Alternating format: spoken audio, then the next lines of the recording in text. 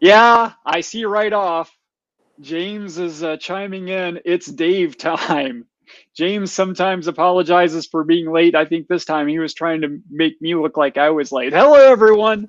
We're here with David Patterson tonight. We're doing the law part three. We had some requests. We had some Q&A requests. So somebody was asking. I should introduce Dave a little better. Dave. Hey. Yeah, because I just have in my head people here were here for part one and two. It's like, how many times do they need to be introduced to Dave? Dave was the Libertarian Senate candidate in 2014. So he ran against Mitch McConnell in 2014. And actually, you've changed your filing, right? You're not a libertarian anymore? Well, I went to change it, and I thought I did, but I checked last night, and I'm still registered as a libertarian, which, I'll be honest with you, I'm an independent voter. I'm an independent voter, but the reality is that I'm a libertarian. And so right. Some of the comments that I've gotten in some of my posts have been very, very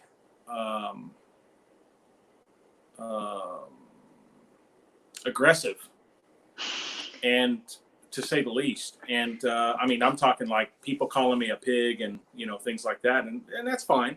I mean, I can't help it. Well, you should slow down when you eat, Dave. I know. I can't.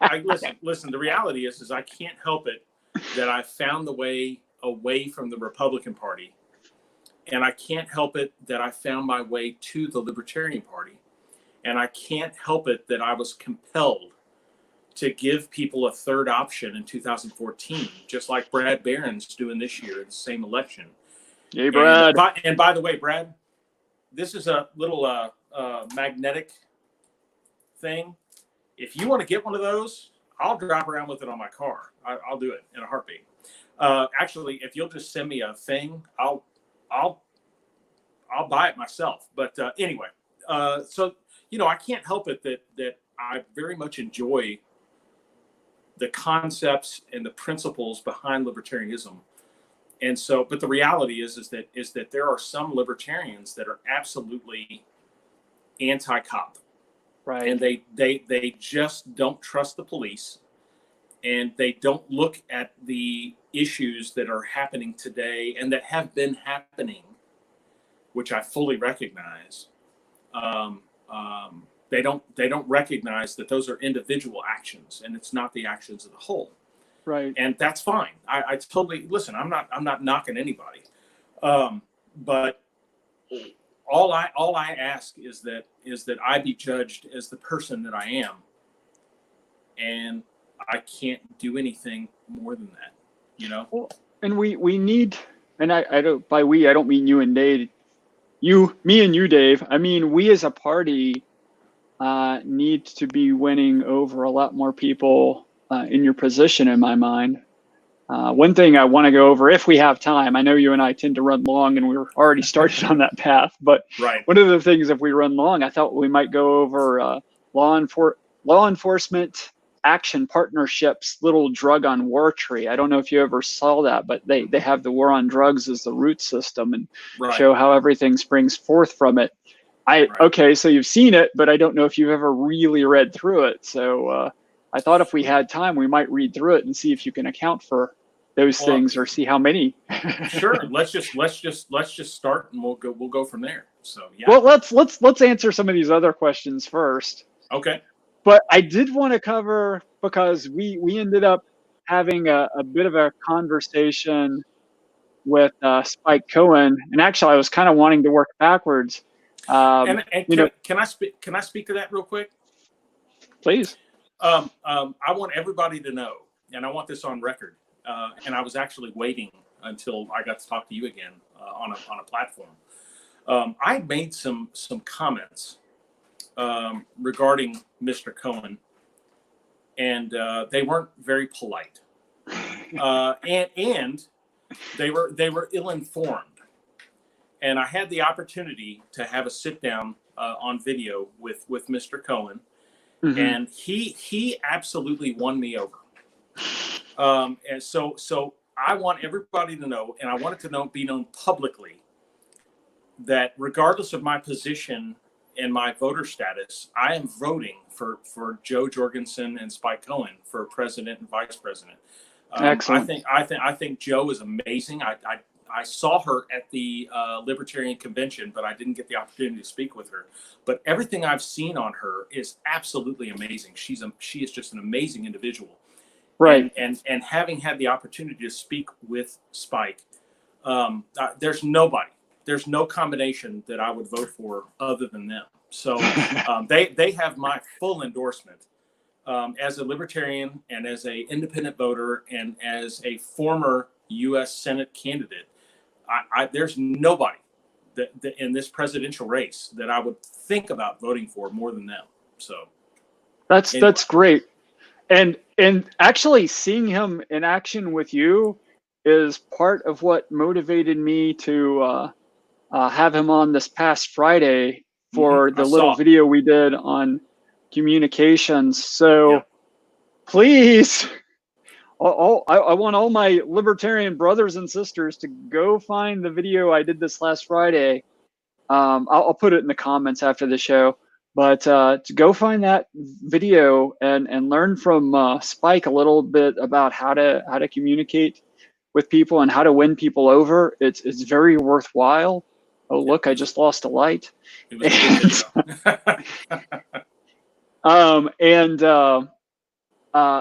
Honestly, one of the other reasons you might want to do that is it's just a skill that's great to have in your life anyway. And I mean, that's the thing is he learned it backwards. He was using it in other parts of his life. And then one day his wife was like, why aren't you treating these people like your customers? And that was the pivotal thing. And one of the things that it brought back to me is that, and this is, I know, and I'm just putting my take on it, is that anytime you're in a leadership position, or if you're in a position to where people are looking at you, and are looking to see what you're doing, you have to be in a position to influence. Right. But more importantly, you have to be in a position to positively influence. That's right. And you have to be able to empathize. And I think Spike does a really good job of being able to hear. Anybody can listen, but Spike has a really, really good ear and can listen, not only listen, but he can hear what people are saying and he can process it. And then he has the opportunity and the platform to be able to positively influence people based on that conversation. And he's really good at it. Yeah. Yeah, we could stay on the conversation of how awesome Spike and Joe are all night, but that's not why everybody tuned in. Yeah. So we had, first question was, what is your opinion on qualified immunity and police unions or any unions? Well, Rob, why don't you let everybody know what qualified immunity is? That's a good point. So qualified immunity basically says that a citizen can't file a civil suit against a person holding government office unless there's clear precedence, for their rights being violated, unless there's clear precedence. So, for example, if you torture, and this is, Spike had like several of these he referenced, but like if someone's tortured by, say, a stun gun, and there's in a certain situation, and somebody was previously tortured with mace in a similar situation, it's not the same thing.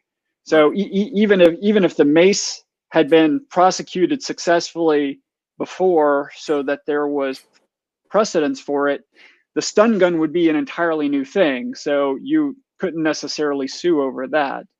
So, and I actually, my mind was going a different direction. So basically what this says is, And Officer Patterson's pretty good about not getting complaints. But, if hypothetically Officer Patterson got someone angry, let's say he didn't even do it, we don't know, but he got somebody angry and they decided they wanted to sue him personally, not the town he works for, but they wanted to sue him personally because they felt he personally had violated their rights. They can't do that unless there is a clear precedence, in other words, a prior case of somebody having successfully sued for that before, which in my mind is really dangerous because times change. We're always finding new and innovative ways to violate people's rights. Well, and if I may add, I think the reasoning for that was in good faith. Sure. I think that the reasoning is that if you're going to hire an individual to work for your city or your government, then it's your responsibility as the people doing the hiring to make sure that you hire the best people possible. And if you hire somebody who's a dumbass, then you're going to be responsible as a city or as a governmental entity. You're going to be responsible if that person messes up. Now that's all fine and good, and I get it. It's in good faith. It puts the responsibility on the hiring body. But I think the qualified immunity, it doesn't always work. It can cost governments. Governments are run by people, and those people are fallible. Now, I'm not calling for, and I'm not against ending qualified immunity. I don't care. And here's why. Because for me, I've been doing this job almost a quarter of a century, and I've never been sued. I've had only a handful of complaints that were always easily dismissed. They were just crocs of crap. And it was just people angry because they put themselves in a position that they had to deal with us as law enforcement. Right. And anybody who's ever worked with the public is going to realize you're going to rack up a few of those. I mean, it does happen. Store clerk, anything. But in my entire career, I've never. Do you know what? I've been suspended once, and I don't have a problem going on record for this. What did you do? I know, right? the people want to know. When I worked for another agency in another town, and I won't mention the agency or anything like that, but I had been at an agency where they called you and said, hey, you need to take your car in for an oil change. Hey, you need to take your car in to get the tires rotated. Hey, you need to do this. They kept up by letting me know. They kept up with their vehicles through that communication. And when I went to this next agency, I didn't get that. And so I wasn't used to it, and I didn't know. Well, guess what? The car that I was driving, the police vehicle that I was driving, had a slow oil leak. And guess what happened? I blew the engine because I never thought to go take the car in for an oil change. Guess whose fault that was? Mine. It was your fault. It was my fault. Right. And I got suspended with pay or without pay. And the payment that I was suspended for went to buying a new engine for the car. Well, I have to shame you a little, otherwise I'll lose the mechanic vote. No, that's fine. Well, no, and listen. I the reality is that I am a responsible adult, and I didn't know. I didn't inform myself on what the procedures were for that. Right. And so I destroyed a car engine, and I had to pay for it. A taxpayer car engine. And yes, exactly. And that is absolutely acceptable.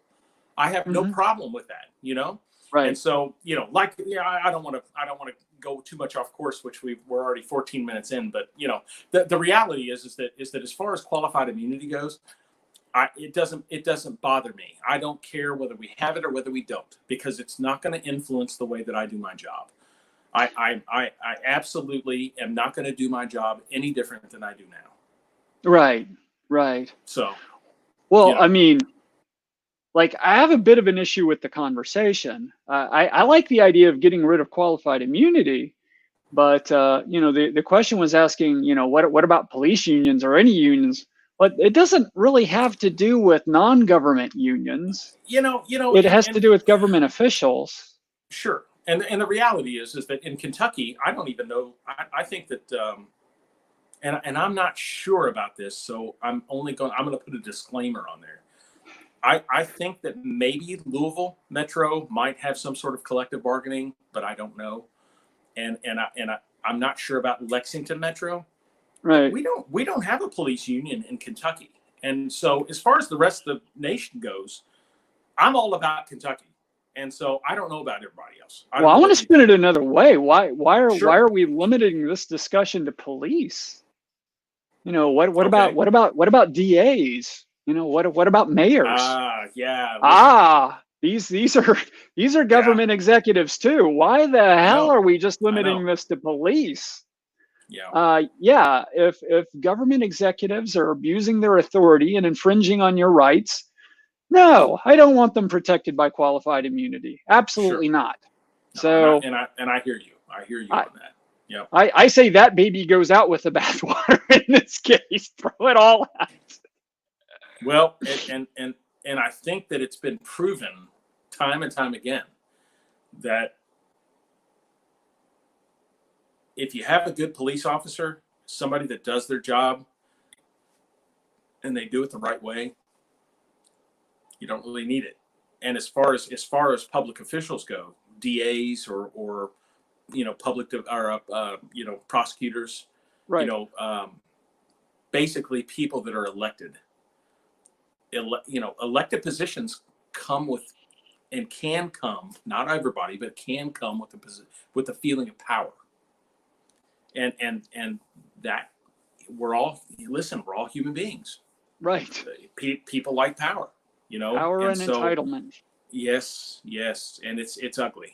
So, if we did away with it, it wouldn't hurt my feelings. I don't really care. It does not bother me a bit. So, can mayors correct bad union policy? Well, I don't even know what that means. I said, I'm not Yeah, David's not familiar with. He's never been in a police union. He's heard of them. He saw them on TV. Yeah. I stayed at the Quality Inn once too. So, I don't know. So, but I think that sort of gets down to almost like a union busting idea, an executive idea, and I don't really think that's even a specific governance idea. I mean, it's really a matter of negotiation and leverage. I always feel like I'm in a tough position to communicate how I feel about unions because it's a little nuanced because I'm kind of a nuanced kind of guy. But I'm fine with collective bargaining. I think that's great. I mean, if you and 30 of your buddies want to say, this is absolutely crazy that this is all we're getting paid. We're not working for this, and you walk out demanding more pay. I'm fine with that. If the owner goes, well, wow, we thought 90,000 a year was pretty good considering these 30 guys over here are willing to do it for 45. Okay. Right. And I mean, that's the thing is I'm fine with collective bargaining. What I'm not okay with is I'm not okay with you saying those guys over there don't have a right to work for you for less than we are. Right. Because now you're infringing on those people's rights. That's where I'm not cool with it. But other than that, and who knows how many union votes I've just lost, but that's okay. But other than that, I'm great for unions in general.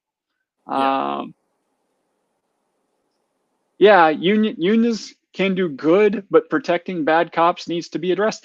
Same thing, unions can do good, but protecting bad teachers needs to be addressed. Unions can do good, but protecting, sorry. And the reality, Rob, and I'm going to touch on this, and everybody needs to go and look up the Police Officers' Bill of Rights. Yes. And let's just touch on that real quick. It happened last week. I saw it. Go ahead. Yeah. Well, and once again, state by state, things are different. Yep. And so all I can speak to is what happens in Kentucky. And so if an officer gets into hot water, gets in trouble, they basically, I'm not familiar with the entire procedure, but what happens is that the administrative aspect of the department can tell that person, you're under investigation. You have 48 hours to get counsel, and this is all in-house. And then essentially what can happen is that if the after they interview the officer, if they feel like they want to let that officer go, they have the option to fire the officer or to give them the option to resign. Mm-hmm. Now, the officer with counsel can, of course, fight that if they want. It's happened many times. But if the officer says, okay, yeah, I messed up. I need to excuse myself from this situation. The officer can leave. And guess what? He can go and apply to another agency, and an agency can call the current agency that he's with and say, hey, tell us about this guy. Would you hire him back? All the department can say is yes or no. We would hire him back or we would not hire him back. They cannot tell them anything about what happened. That's got to change. That has to change, because you have officers that will jump and jump and jump and jump, and they will go from department to department, and nobody can say anything. Mm-hmm. And that's the problem. Everybody always says, we need to end qualified immunity. We need to do this. We need to do that. Well, no one ever said, hey, Dave, what do you think we ought to do? So down ballot buddies, this is one for you. You all need to listen. The Police Officers Bill of Rights is a great thing for police officers because it protects an officer who didn't do anything wrong. But it also protects officers who do things wrong. And right. So it's that, in my opinion, that needs to be tweaked badly. And so that if I, as a chief, which I'm not, but if I was calling somebody and saying, hey, I've got Billy Joe Bob here, he wants a job and he looks great on paper. Right. Tell me about him. I want that sheriff or that police chief or whoever to be able to say, do not hire him or her. Don't hire him. You're looking at a lawsuit if you do. It's going to be bad. Right. And that's what needs to change. Yeah, we wouldn't want to be sexist. You can have horrible officers of all genders. Yeah, and exactly. But the point is we need to be able to let agencies know who the bad apples are. Right. So that they don't keep jumping around the system. And for any police officers out there who think that I'm throwing anybody under the bus, listen, if you're a bad apple, you know you are. You probably ought to lay down the badge and go do something else. You know? But anyway, so it's not, and that's just it. Everybody always says those things, well, how do we do this? How do we keep officer? Well, that's how you do it. Yeah, we have got to change that. And until that changes, the bad apples are going to continue to be under an umbrella of protection. And they're going to be able to continue to jump from department to department. And it's not going to be good. It's not good now. And the reason I'm saying it is, listen, I've made my mistakes. I have made my mistakes in law enforcement. And I'm very happy to have been able to learn from those mistakes. If you were to look at me 10 years ago or 15 years ago, I'm sure that I was much more naive and I didn't know as many things as I know now. And I'm sure I made some mistakes. And I'm glad I still have my job. I'm not saying that I did anything that could have got me fired, but the reality is that you get fired for just about anything. So I'm happy that I've made it this long and that I have been able to continue to have a positive effect on the communities that I've been able to serve. So, but yeah, you got to change that stuff up. Yeah. So Jacob, I see you're on. Maybe Amanda Billings around. Need to let Amanda know. James Toller. Yeah, that's some mission for you in Frankfurt next year, guys, and gal. Let's not So be we had sexist, another. Rob. So we had another question about how do you feel about the idea of disbanding the police? We're hearing this a lot now. Disband the police, defund the police, and they referenced Camden, New Jersey, and Okay. I don't know if you've read up on Camden, New Jersey or not, but what do you think about all that? Okay. Well, so let's start at the basics. Most, you know what? I don't even know that's true. A lot of police departments, of course, the sheriff's departments are written into the Constitution, so you're not going to get rid of them. Excuse me. Many police municipalities have it written into their charters that they have to have a police force. Mm-hmm. How do you can't defund it? It's not going to happen. And so what they're actually, I think, talking about is, well, people say defund them because they want to get rid of them, but the reality is that it's not going to happen. And so what I think the people that actually know what they're talking about Mm-hmm. are saying, and once again, I'm not trying to insult anyone. I'm just saying, Sure. know what you're talking about before you go out spouting that crap off. Well, and the person who asked did qualify, and I'm talking about something like Camden, New Jersey did. But, well, and I'm unfamiliar with that, but the reality is that if you want to have reform, and if you want to talk to your police department, and if you want for your city council and mayor to do things differently, then go to the city council meetings and discuss it. But right. just hollering defund the police, what does that even mean? Tell me about Camden, Rob. Well, Camden was real interesting because it turns out there are a lot of cases that are unlike Camden, where you end up with police departments being defunded because the local municipality just goes bust, and the department really does get defunded, and it basically gets taken over by a local sheriff department or something like that. Okay. So it's kind of a shift of duties. Camden was different because Camden was intentional, but I think Camden has a population of around 75,000, so a lot smaller than Minneapolis. Mm-hmm. But Camden had they just had a bad department. They had rampant abuse. They had a high crime rate, and they got disbanded. And then the crime rate actually went up because there was a lot of talk about community engagement that didn't quite happen. And since then, and I forget exactly who did the funding, but since then they've rebuilt the department.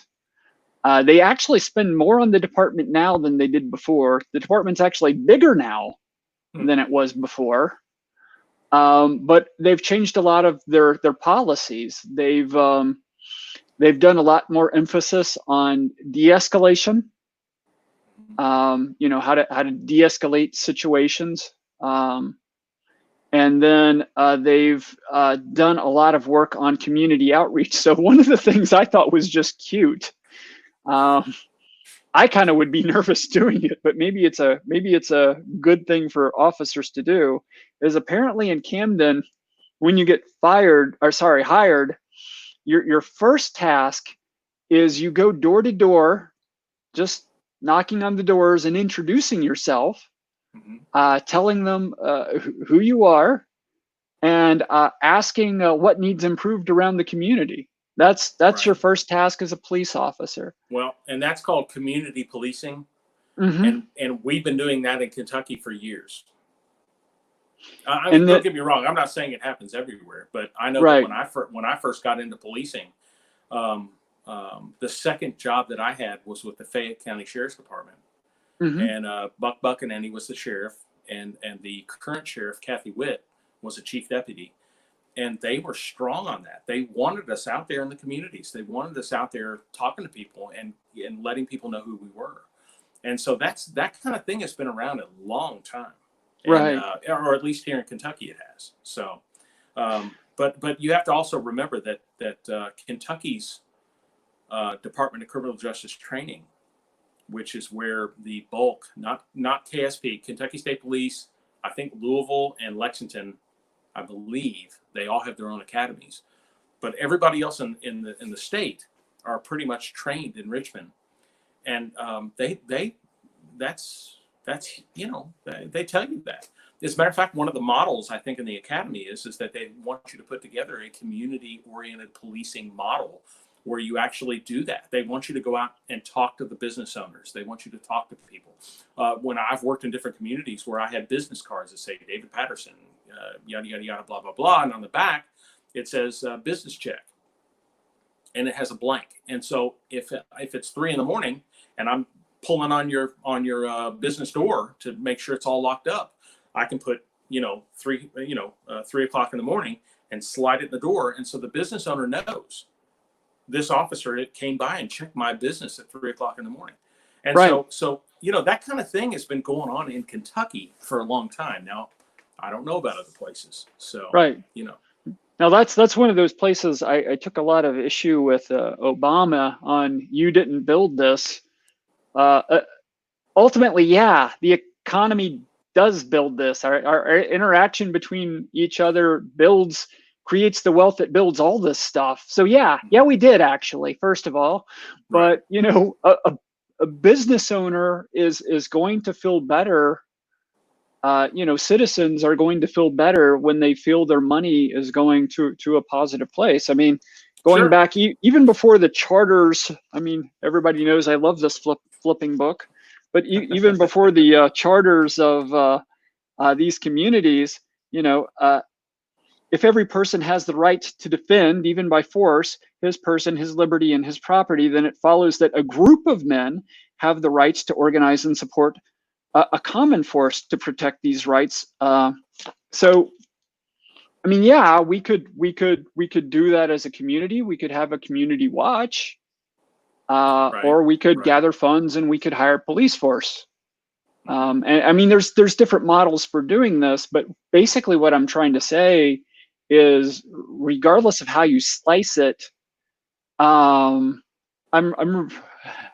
regardless of how, I'll get to this question in a second, regardless of how you slice it, the idea of a community working together to protect life, liberty, and property is, the foundation of why we have the law, meaning government, to begin with, but it's also why we have police. It's why we have law enforcement, is to protect life, liberty, property, which, I mean, that's, go ahead. And because a lot of people they don't want to do that for themselves. Sure. They want to have someone do it for them, which is fine. That's fine. Now, I've always been of that camp. Yeah. But I've recently been converted. I really want to fire that. I really do. That's my new FAL, by the way. But go ahead, Dave. No. All I was going to say is that the Supreme Court, and this is going to, I'm kind of shifting just a touch, but the Supreme Court has ruled that police officers do not have a duty to protect. Right. And so people, and listen, I don't know. I'm not sure that I've ever met a police officer who would not put their life on the line for the citizens that they're sworn to protect. Even though they're sworn to protect, they're not required to by law. And so the point is that if you do have an officer who's like, I'm not getting into that, guess what? It's up to the citizens to not only be able to protect themselves, but to be able to do so effectively. Right. And so I am 100% about gun ownership, but I'm mostly about responsible gun ownership. It's not just enough to buy a weapon. You have to teach yourself how to use it. You have to teach yourself proficiency. Right. And you have to teach yourself that in the middle of the night, if somebody comes kicking your door in to break into your house, you have to be able to access that weapon if you have it unloaded, you have to be able to load it. And then if you perceive the threat of death or serious physical injury or rape or kidnapping, then you have to be able to load that weapon and fire it accurately so that you don't hit anyone else. Right. And listen, that's all easier said than done. You see how easy I just said that? It's not that easy, folks. If you're going to be a gun owner, be a responsible gun owner. Ryan Roberts has a question for me, but Ryan, I'll get to that in just a second. I do want to point out on the idea of not disbanding the police, which if we read that as a reboot, I think it's a short-term fix. I'll get to why in just a second. In terms of defunding the police, I kind of pointed out to David, I've been advocating kind of defunding the police since 2014. You just don't ever hear me say it because that's not the focus. My focus is get rid of BS that I don't want them enforcing. You know, if we decrease the number of things they're supposed to be enforcing and we have them focus on life, liberty, and property, then we'll be able to get better protection on those things that it is why they're there to begin with. Right. And it might along the way save us money. And you'll kind of hear similar things from me sometimes on taxes. I hate taxes. I want to decrease taxes. It's not commonly the first thing you hear me say, though. And it's not that I'm not focused on getting rid of taxes. It's that what I'm really focused on is getting rid of tax money being spent on things that aren't defending life, liberty, and property. Right. You do that, that's where you get rid of taxes. That's how you do that. You don't get rid of taxes by screaming and I hate taxes. It's never going to get you there. You have to, even if they're things you like. Right. If they're not the things that hold the society together, life, liberty, property, well, stop funding them with tax dollars. Exactly. And the reality is if governmental entities from cities on up, all the way to the federal government, if they would stop spending money on stuff they don't need to spend money on, we'd have a whole lot more money. Right. And we wouldn't be what is the debt now? How many billion? It's last I checked, it was like 26 trillion, but that was like last week, so probably 28 or 29 by now. It's nuts. It's crazy. So, but the reality is fiscal responsibility is huge, and that was the whole reason I got into the race in 2014. Right. That was the start of it, was because we were so much in debt. But McConnell is he's a spender. He likes to spend money, and he likes to spend money on the people and entities that support him. And it's not so much for him. He'll spin it, Right. He'll spin it to make it look like he's doing it for us. But the reality is that he just likes to spend money, and he likes his power. So thanks. If McConnell was principled, then he would have stepped down years ago and let somebody else come in and have their opportunity to help us lead. But so go ahead. That's a great segue into who I'm running against, Dave. I'm running against Brett Guthrie, and he's the same way. Yeah, he's some former Republican operatives, when they found out I was running, and their first thing is like, "Oh man, you are like running against Mitch's boy. If you start gaining traction, you are going to be dealing with so much crap." Which that's the worst news on my campaign so far is I haven't seen any of the things they're warning me against. So we need to work harder. But, sure. But reading over, Brett's kind of one of the guys I was just in a way warning against. Is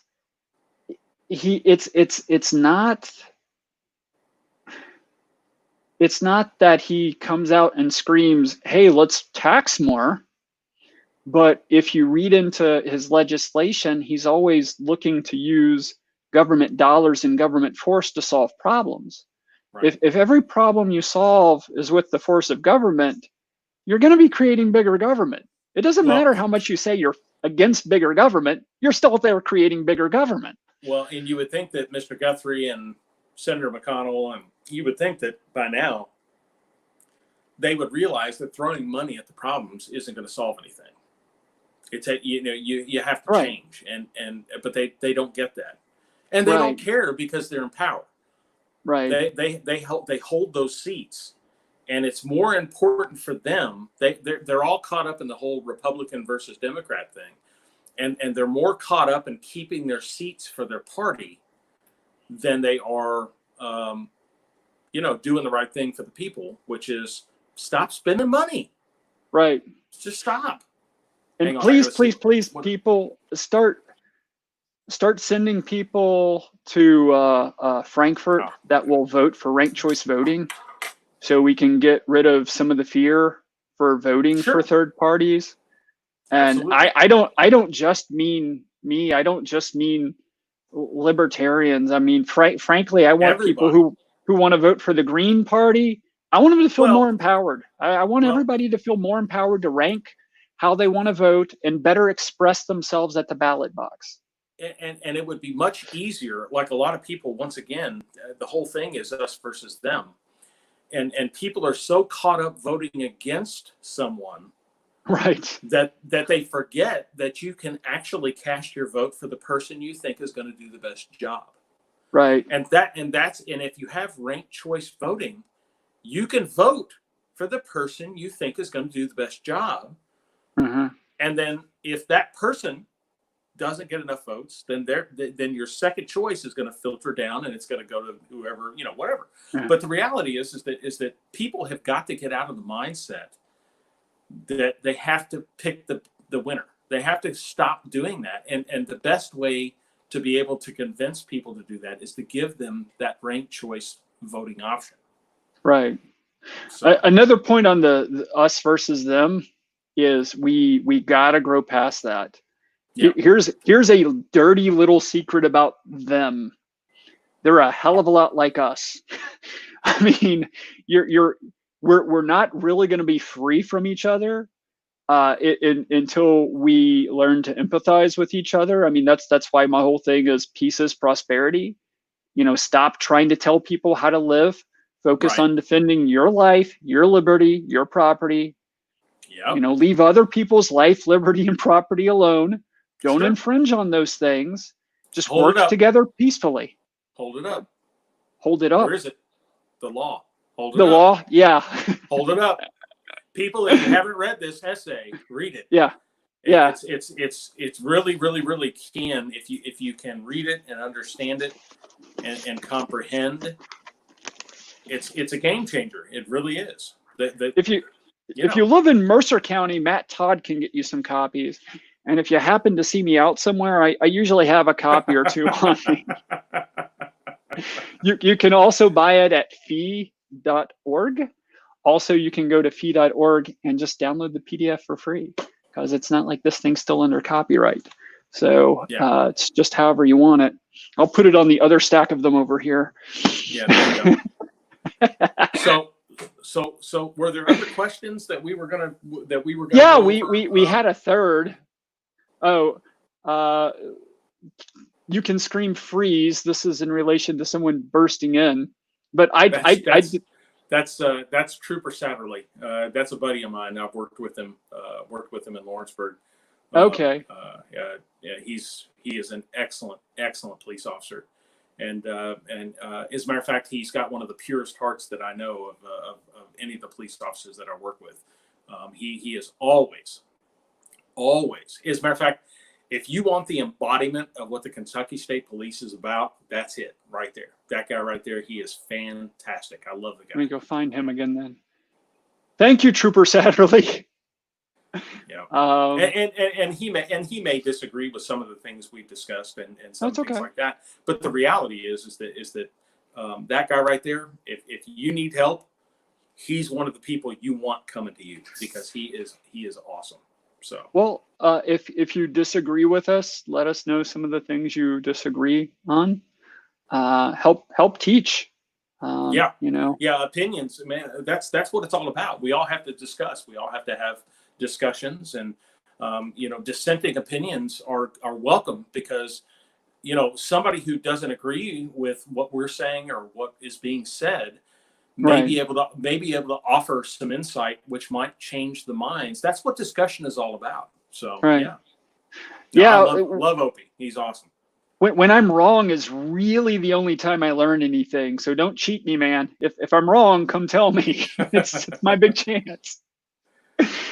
Joe Hunter's helping us out with where to go find the law. I said fee. I think you can get it at fee, but yeah, you can also get it at Mises. It's Mises, like PCs, Mises PCs. And Matt is absolutely just holler and I will get you one. Maybe even deliver it. But we had a third question. You Sure. mentioned, oh, wow, and this is one of our favorite topics. You mentioned every citizen should be armed because ultimately it's the individual's responsibility to protect themselves, and it's much quicker. And I agree. What about felons who have served their time? Should they Good one. have the right to protect themselves too? Well, I think that my opinion is probably going to be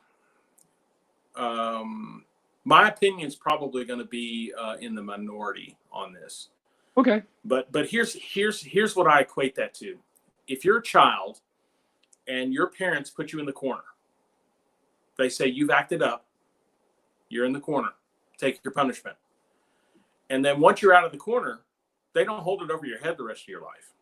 Right. And so I'm not saying, I think that there are, and I don't know how to qualify this, Rob, I'm going out as a generalization here. I think that if you're a felon and you have done your time and you are, once again, I don't know how we'd set that up, but the reality is that if you're a felon and you've done your time, I love the idea of a felon being able to have their voting rights back. I love the Yes. idea of a felon being able to protect themselves and to carry a weapon responsibly.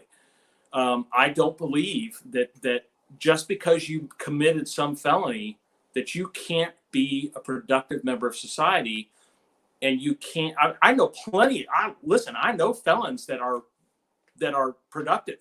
They have their own businesses.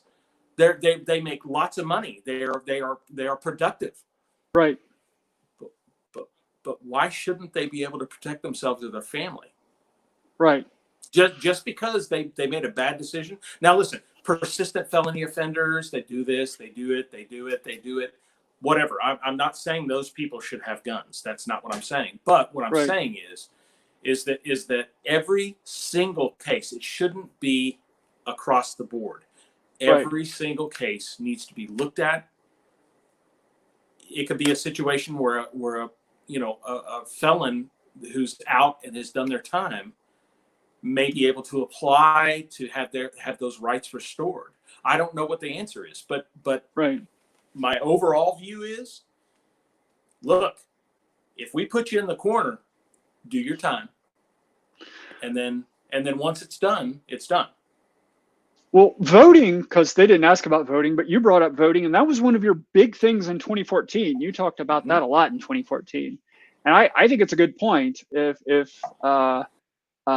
you're an ex-felon, should you be able to vote? Absolutely, and I think we need to be considering how that affects communities with high crime rates, because now all of a sudden you have a lot of people or some significant portion of the population who's been in prison. And they have no mechanism for guiding the society. There's no reason a politician need listen to them because Right. they can't vote. In terms of the actual question, firearms, I think this. If you were in prison because you threatened life or liberty, yeah, we probably need to slow down and try to figure out how likely you are to do that again. If you threatened property, I'm interested in if you used force when you threatened property. If you threatened property via force, we probably still need to slow down and consider if we want you to have a firearm. I think that's an interesting conversation. But the Right. problem is most of our people in prison, like 90% of the people in prison, they didn't do any of that. None of that. Right. Yeah. I mean, the only reason that I can think of we wouldn't want them to have a firearm is because it would arm them on their side of the invalid war we've declared on drugs. Let's just get rid of the war on drugs. Well, That's and not life, liberty, or property. yeah, Well, it might be their life, but right. Well, and the reality is that you know, um, the only fair way to do it without really going into it and making it some sort of complex governmental blah blah blah blah blah.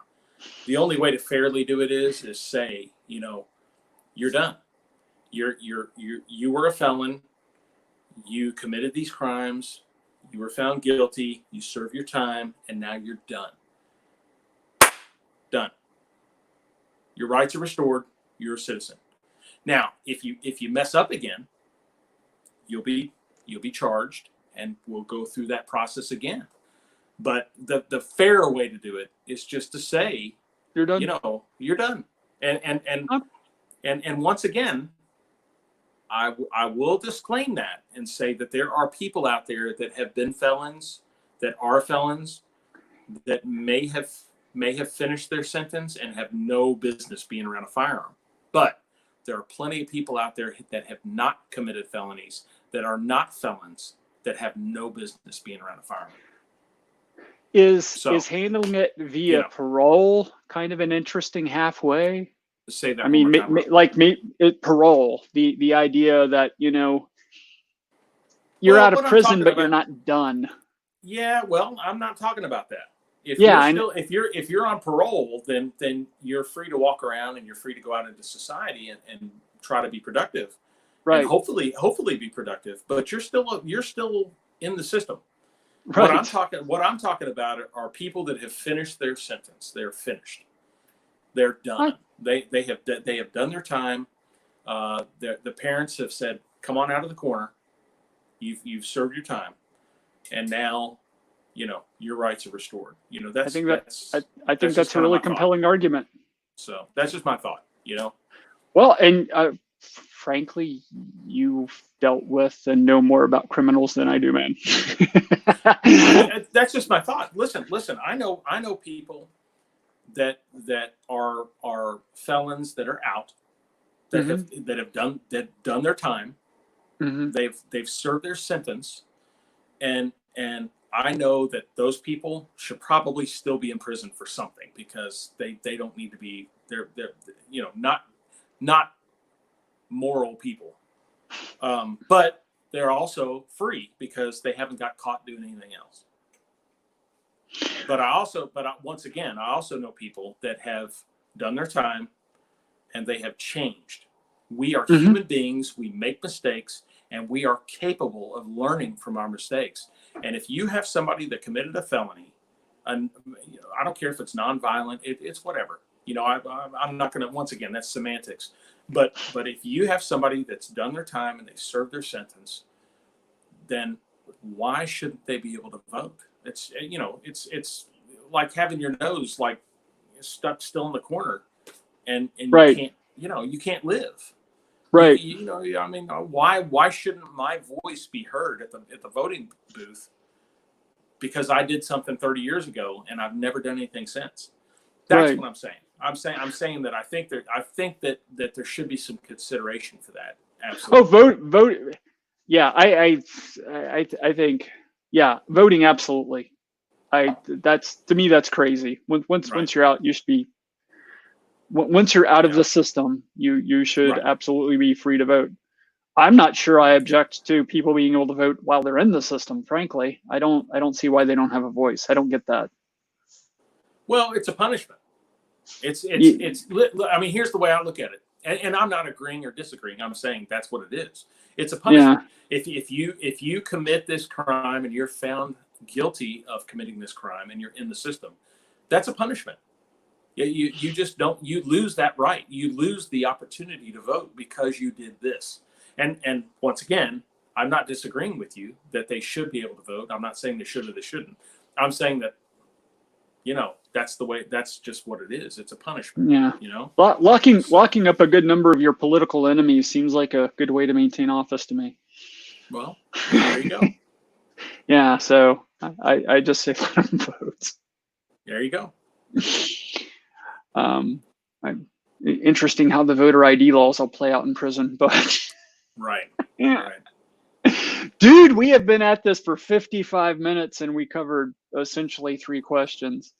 That's you and me, though. That's what you get with Rob and Dave. Yeah, Well, you should see us ordering ice cream or something. Oh my God, or having coffee. My gosh, it takes forever. Yeah. Well, if you have anything else that you're willing to risk us having answer, let us know. We can do part 4, and Dave can persuade me to hold that up a bunch more. I will. As a matter of fact, next time we do this, I'll have a copy myself so that we can hold them up together. Okay. I love the law. Absolutely. And think about that, people. We're dealing with a member of law enforcement that's advocating an essay that talks about not only the impetus of the law, but in what ways it should be limited. So cool. We will call it a night. I do see at least one question coming in, but well, let's see if this is real timely. Sure. We got a few minutes. Oh man, this one's, yeah, we can't say next time because this one's like a right now question. Okay, hang on. Question for David. Okay. Rumor is that Mayor Fisher told the LMPD to stand down. Then looters and vandals destroyed downtown and other parts of Louisville. Now, I've got something blocking me at the bottom, Rob. It says what rights does or do. What rights does a police officer have if he wants to protect the public but has been told to stand down? That's an interesting question. Sean thinks so too. That is an interesting question. What's the last part? What rights do or does a police officer have? What rights does a police officer have if he wants to protect the public but has been told to stand down? Well, I mean, for starters, what rights do I have as a citizen to protect the public? And would the police officer have any less than that? Okay, so and this is why it's so important for people to be informed. Oh,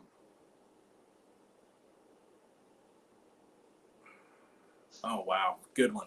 So here's the deal. And I'm going to preface this by saying I'm not an attorney. I have not been to law school. I have no intention of taking the LSAT. I'm not going to law school. Okay. That's not going to happen. And so my answer to this is going to be limited on my knowledge of the law and my knowledge of the Kentucky Revised Statutes. Disclaimer. What does a police officer do? A police officer has a choice to follow orders or not follow orders. If the police officer does not follow orders, okay, hang on, let me back up. A police officer is not bound to follow orders that are immoral or against the law. If somebody tells me, hey, you need to go and do this, and that's against the law, I can say, shove it up your butt. I'm not doing it. But you also have police officers that may not be as informed, and they may be afraid of losing their job, or they may be afraid of this, or they may just think, hey, I'm here for the ride. If you tell me to go do something, I'm going to go do it. And so what does a police officer do? Well, if you are not willing as a police officer to follow orders and to follow what you've been instructed to do, as long as those things are legal requests, then you probably ought to get out of law enforcement. Go and do something else. Because when you put on the badge and you swear the oath, you're putting your faith in the people that are above you in rank. You're putting your faith in your corporals or your sergeants or your lieutenants or your captains or your majors or your assistant chiefs or your chiefs. And essentially the mayor, city council, what have you. And if you're unwilling to follow that order or that directive, then you probably are in the wrong field. However, if you feel strongly enough that about a directive that you disagree with, then you can say, I'm not going to do that. But then you're going to face possible disciplinary action. So I don't know if that answers the question or not, but the reality is what can a police officer do? Well, you either do what you're asked to do or you don't. And that's the long and the short of it. And I don't know if that was Dale, wasn't it? Mm-hmm. Yeah, Dale. That's really there's no complex answer to that. The reality is that you either decide that you're going to do what you're asked to do, or you make a stand and you say, I'm not going to do that. Once again, everybody needs to remember that every police department in Kentucky is not in Louisville. You have, Louisville is a huge police force. And most of your police departments are going to be smaller. They're going to be the size of Harrodsburg or Lawrenceburg, or, they're going to be, maybe 10 to 15 people that are, in charge of trying to help the people in their communities. And so, you're probably not going to have a whole lot of rioting. You're going to have, you're probably not going to have a whole lot of that negative stuff. But because the press likes to sensationalize everything, all you're going to see is what's going on in Louisville, and so, I don't really know. I don't know how to answer that question other than how I did. Well, I remember even when I lived in Louisville back in the late 90s, you could, even from just a casual observer perspective, you could tell massive differences in policing in different parts of Louisville. I mean, there's one part of Louisville I have in mind where the police force in the late 90s just drove like absolute jackasses. Mm-hmm. If you saw someone driving like a jackass out of the corner of your eye, 80% chance it was a police officer. But just that one area, just that one area of Louisville, not all of Louisville that was that way, just that one area. Well, so it varies. People are different, forces are different, cultures are different. Sure. It's all, everybody, once again, everybody seems to think, or a lot of times seem to think collectively when it comes to the police. But the reality is that if you go from one part of Kentucky to another, it could be completely different. Right. And you could have in one place, you could have absolute, the police, we hate them. And then you go to another community and everybody's like, man, we've got a really good police department. Our police officers do, they're great. We love them. Right. If we need help, I know of a police department that doesn't have very many officers, where practically everybody in town has the police officer's numbers. And a lot of times they call the police officer directly. They'll wake them up on vacation and say, hey, I've got a problem. And the officer will say, hey, I'm on vacation. Here's who you need to call. And they call that's unprecedented. Take a poll, find out how many police officers actually have their numbers accessible to the public. It's non-existent. And so, and the point is that different departments are, it's not all the same. Well, I think people should take time, and if you notice your police fall into either the exceptional category or the crappy category, maybe let your local politician know, who do they need to give kudos to or cuss out, Dave. I am all about that. As a matter of fact, I absolutely, I've had people come up to me and say, hey, Officer so-and-so did this and it was great. I'm so happy that they were there for me. And I say, go and tell the mayor. Go tell the mayor. Go before the city council on the next council meeting and tell them what happened. Because we all see the negative. The press makes sure that we do. Right. But all the positive things we don't see. And so it's important for our city councils and for our mayors to be able to see the positive things, you know, and that's important, you know. Well, also, even when it is negative, yeah, please do that with the positive. But maybe when it's the negative, you know, this is almost like societal anger management. Don't wait till it explodes. No, right. No, if listen, and I have always been an advocate of that, Rob. If an officer does something that you feel is out of line, go and file a complaint. Right. And at the very worst, you'll get an explanation of why the officer did what they did. And at the very worst, that's what you're going to get. You're going to get an explanation. And then so, if the chief isn't listening, go to the city council. Does that sound like a good path? Well, I mean, it's not always black and white like that. Oh, sure, but from the person complaining. Well, but you have to take into account the validity of the complaint. Of course. For instance, if somebody runs a stop sign and they get a speeding ticket, and they call the chief and they say, "Hey, Officer so-and-so gave me a ticket because I ran a stop sign," and the chief says, "Well, did you run a stop sign?" And he says, "Well, yeah." And he says, "You know, what do you want me to do?" "Well, I just didn't like the fact that I got a ticket." Okay, well, you know, I mean, you got a court date. You know, you can talk to the judge about it. But that's what I'm saying. You have to look at the, you know, I agree with you. Yes, if you don't like the response that you get, then sure, you can take it to the mayor and the council. Of course, if you don't have a leg to stand on, they're going to see you as a nuisance and tell you to go away. But if you do, and you know, maybe there's always an avenue. There's always an avenue. Yes. So start taking those avenues, but before it explodes. Please. Absolutely. Yeah. I think that's a good place to call it a night. We got to end quick before somebody asks us a question.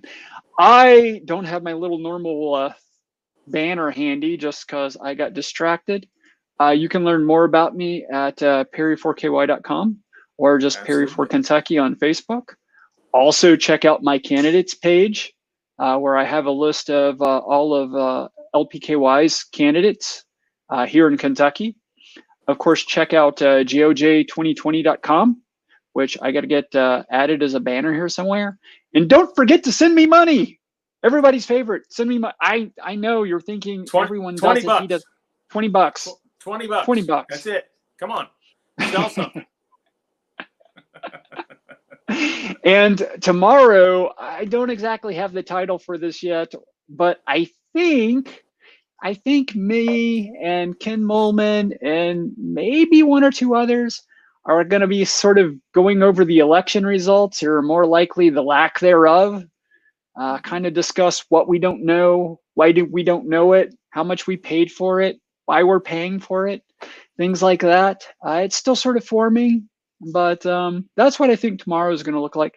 Thanks for joining, and Dave, thanks for joining us again, and always giving us a perspective from law enforcement. I am interested in getting more perspectives out there. So I've got a line for somebody else who's passionate about hemp. I'm really passionate about hemp. I talk about marijuana quite a bit, but I'm very passionate about hemp. So if you know, we have some good liberty leaning people who have specific issues that we want to get government the hell out of, get them in contact with me. I'd be interested in talking to them.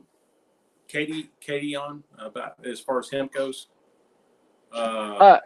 Moyer? Yeah. Mm-hmm. Yeah, she was on last week, man. Oh gosh, I missed it. Yeah, she was on last week. Well, good. I'll have to go watch that. Awesome. Yeah. Kentucky Hemp Works, and I got my fire starters today from her. I haven't got a chance to try those out yet, but I got those. And I got the hemp hearts she sent me. And you know, I'm not trained on it, but I'm a bit of a connoisseur of hemp hearts. They're good. Kentucky Hemp Works hemp hearts are quality hemp hearts. So if you're not familiar, it's going to have kind of a nutty taste. They're great on salad. I think I'm going to try these out in like a chocolate protein drink. Because I put peanut butter in those sometimes. I think adding hemp hearts might be a good thing. Get some Cool. nice solid, little more protein. Get some more fats in there. I've never had them. That's cool. Okay, well, I'll bring some when we go try this puppy out. All right, Absolutely. have a good night, everybody. See you, everybody.